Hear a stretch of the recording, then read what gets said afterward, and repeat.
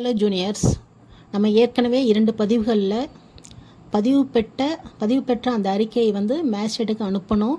2வது அந்த அறிக்கையை யார் மூலமாக அனுப்பப்பட வேண்டும் என்பது பற்றி பார்த்தோம்.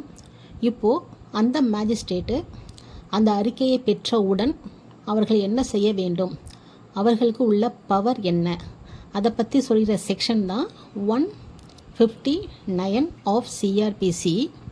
Power to hold investigation or preliminary inquiry. அதாவது அந்த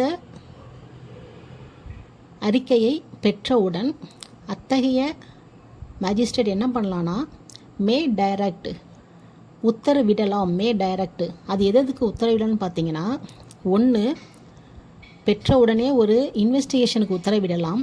1 செகண்டாக பார்த்தீங்கன்னா, அவங்க நினைத்தால், இஃப் ஹீ திங்ஸ் ஃபிட், நினைத்தால்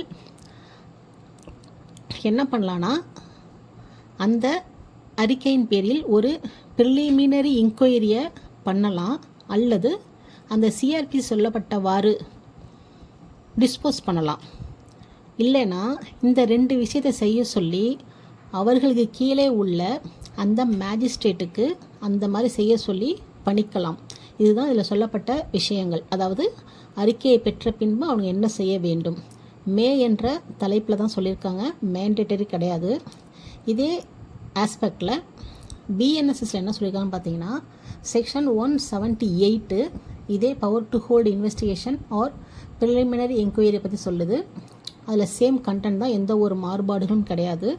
இது என்ற தலைப்பில் மேண்டேட்டரி கிடையாது. அதனால் இந்த பெருசாக இது என்கொயரிலாம் பெருசாக பண்ண மாட்டாங்க, இன்வெஸ்டிகேஷன் பெருசாக பண்ண மாட்டாங்க. ஏன்னா இது மேண்டேட்டரி கிடையாது. சரிங்களா?